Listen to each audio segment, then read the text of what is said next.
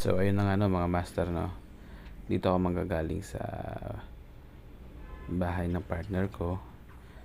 So ayun mga master, no. Good morning. So today, ngayong araw na to ay babalik na ako ng Maynila. Pero ang bagong lahat, dadaan muna tayo sa amin, sa nanay at tatay ko. Magpapaalam tayo. Doon na rin ako magkakape. So tara.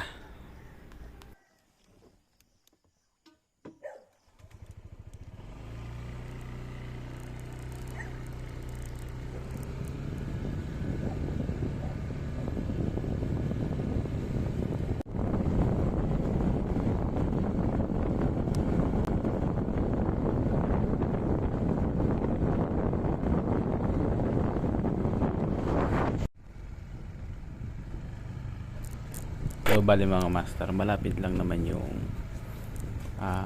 tirahan ng partner ko sa tinitirahan ko sa bahay namin dito sa probinsya. So, halos magkalapit lang ng baryo.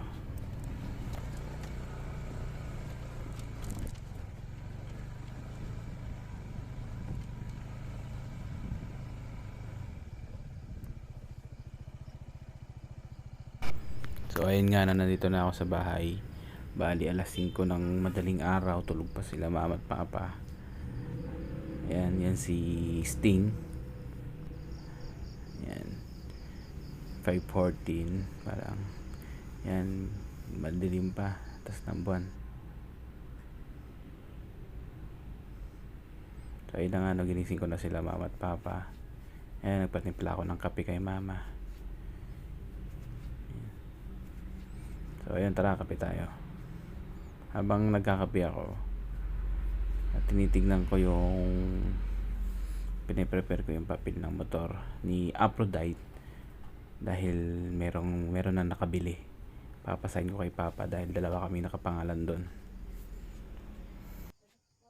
Magpapapray muna tayo para may patnubay tayo sa biyahe.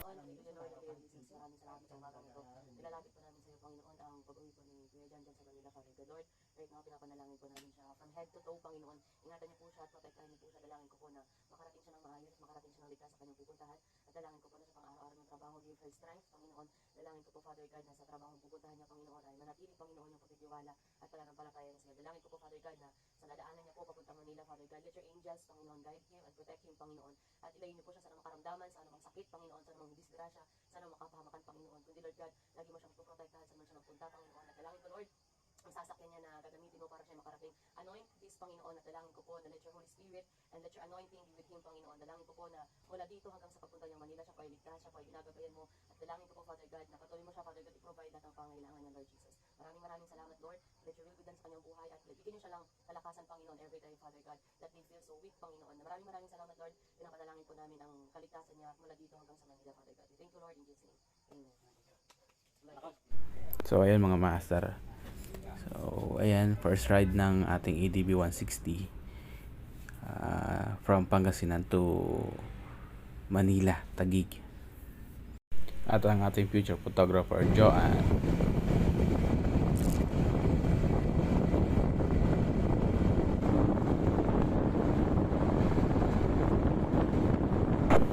So ayun nga, no.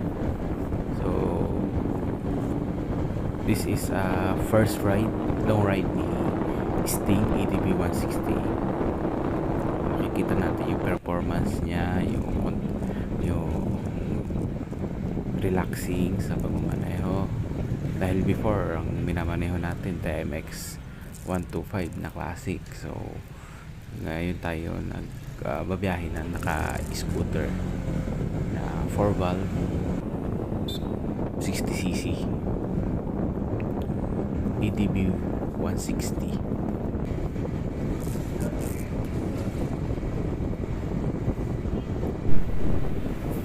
So ayun nga, no, hindi pa ako nakakalayo pero feel ko na yung pagka-relax sa pagmamaneho. Chill na chill lang yung position natin. Kahit malamig, yung paa ko hindi nahanginan, hindi malamig.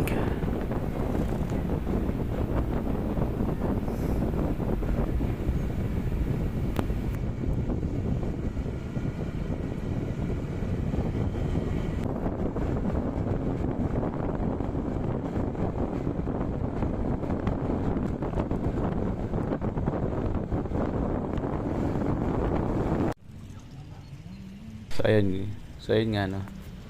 Dito tayo sa Bani. Municipality of Bani dito sa aming bayan. Picture muna. So ang susunod dito is Alaminos. City of Alaminos. So ayan, picture ulit tayo. So Alaminos na tayo. Ito wala pang katao-tao. Ito ang City Hall. Picture.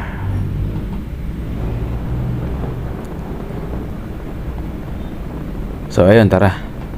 Rides na mga master. Ride safe sa lahat. Boundary ng Alaminos.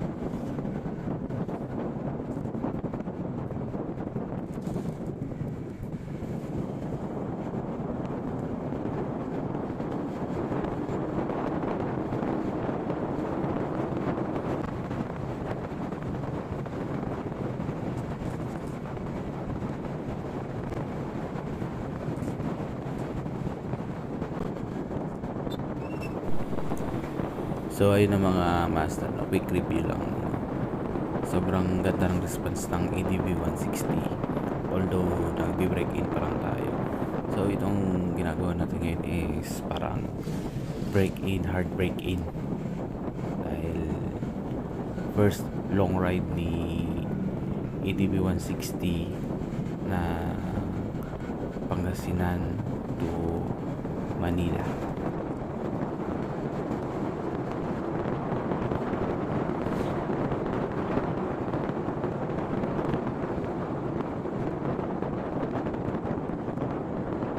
Yung tires kahit bago, kitang-kita yung performance niya, maganda. And then kahit sa palusong, sa kurbada, makapit. So yung gulong ng ADV 160 mga master, dual sport yan. So pwede siya sa off-road, pwede yan sa kalsada. So ayun ang mga master, nandito tayo sa zigzag ng Sual, Pangasinan. Sual, dito yung binibilhan ng mga bagoong, daing, daing na pusit, daing na isda.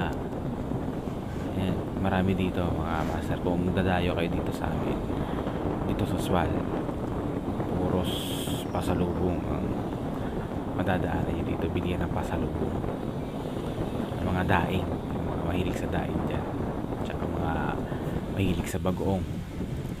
So ayun na nga, nandito tayo sa bayan ng Sual.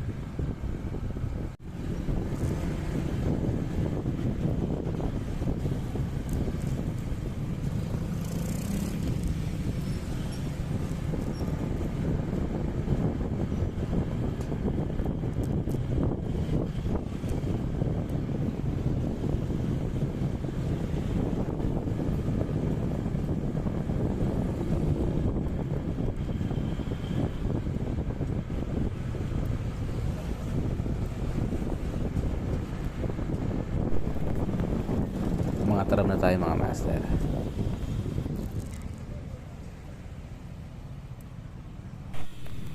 So ayun, picture muna tayo. I love mga tarom.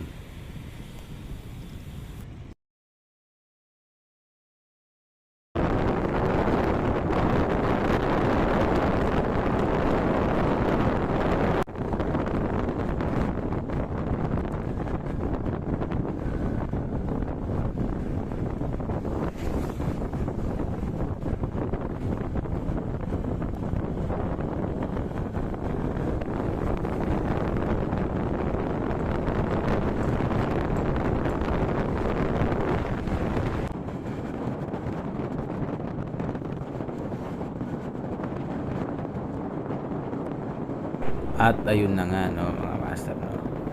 Palabas na tayo ng Pangasinan. Nasa boundary na tayo ng Pangasinan at Tarlac. Siyempre hindi mawawala dyan ang picture. Selfie. Welcome to Pangasinan.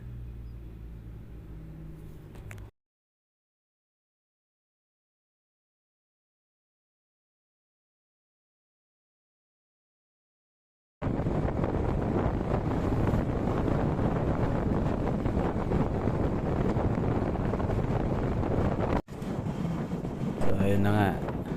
After minute kamiling na tayo.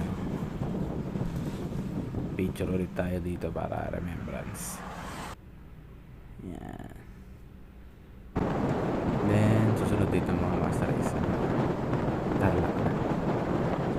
City of Tarlac. So bali doon na tayo magla-lunch. Brunch, breakfast, tsaka lunch. Dahil diretso na tayo papasok. Malit tayo.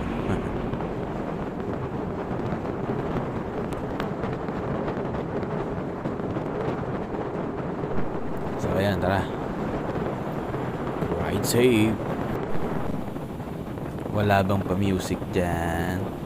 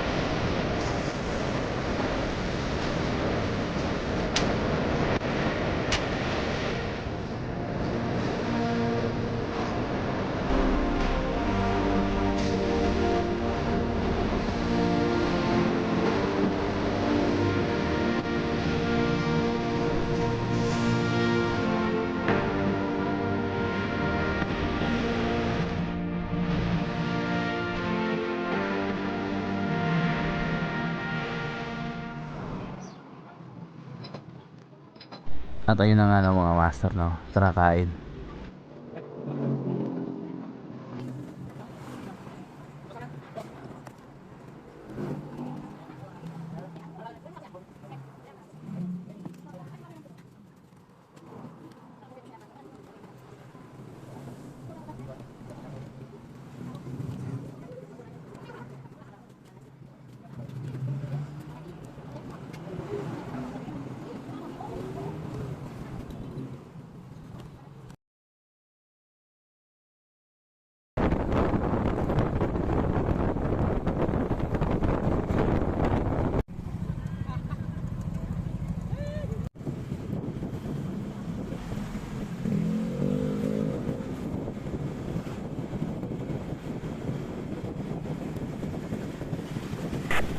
So ayun mga master, no?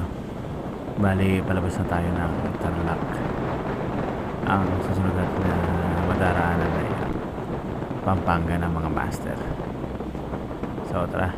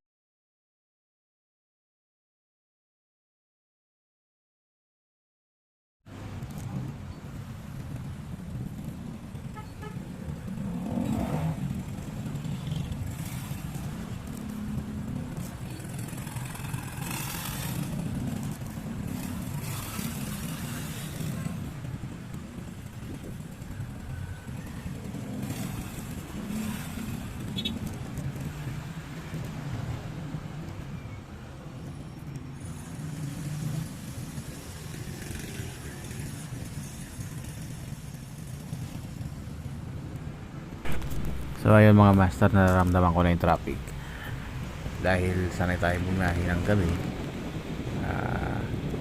Ibang-ibang biyahe ng gabi sa umaga, dahil sa umaga sobrang traffic.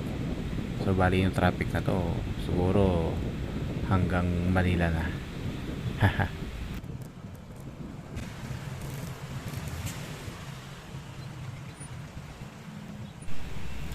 So ayun nga mga master, di na ako nakapag video. Nasa monumento na tayo, papasok na tayo ng EDSA mga master. Hindi ko na na-video ang mga nadaanan natin, mga lubak-lubak dahil sobrang traffic. Hindi tayo makapag-video. So bali dito na tayo, papasok na tayo ng EDSA. Nasa North EDSA na tayo mga master. So bali didiretso tayo dito sa ating trabaho. Hindi na tayo makakadaan sa bahay dahil late na. So bali yung gas nating umalis sa Pangasinan mga master is full tank yun, full bar. Nagpagas tayo, bali full bar, umabot ng 500 pesos, 7.5 liters ang karga. So meron pa tayong 2 bars na natitira. Bali sobrang tipid niya rin dahil yung 500 pesos mo nakarating na ng Manila, from Pangasinan to dito sa Manila. Meron pa tayong 2 bars. So yung 2 bars na yung mga master, meron pang equivalent yun na 2.5 liters. Kaya sobra pa yung full tank ni ADB 160 binahay natin ng long ride. Bali yung from dun sa probinsya namin mula Taguig, nasa 295 kilometers din yun mga master. So kitang kita nyo yung yung 500 pesos nyo, yung full tank ni EDB, layo na mararating. So ayan, lusungin natin tong traffic.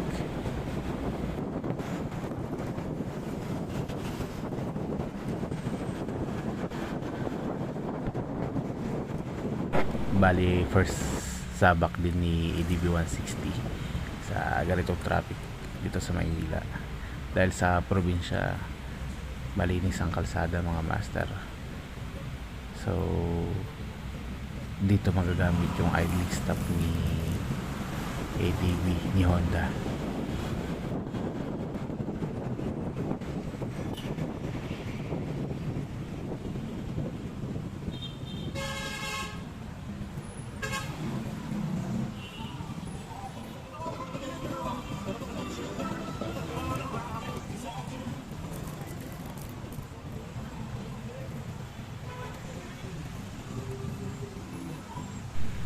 Ayan, kitang-kita niya naman, no? Kahit sa singitan, flexible tong si ADB 160. Kaya pa rin sumingit kahit medyo malaki. So, ayun nga, no? Ayun na, so BGC na tayo. Bilis, di ba? Magic. Yan, so diretso na tayo pasok mga master. So, makikita niyo dito yung total kilometers na natakbo na ni ADB 160 aka Sting.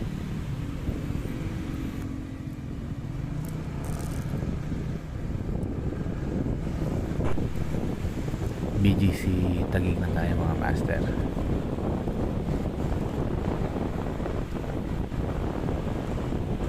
Bali mga master, bali pang 5 days pa lang ni ADB sa atin. So makikita nyo kung ilan na yung tinakbo niya. So after nitong rides na to mga master, magpapa-change oil na rin tayo.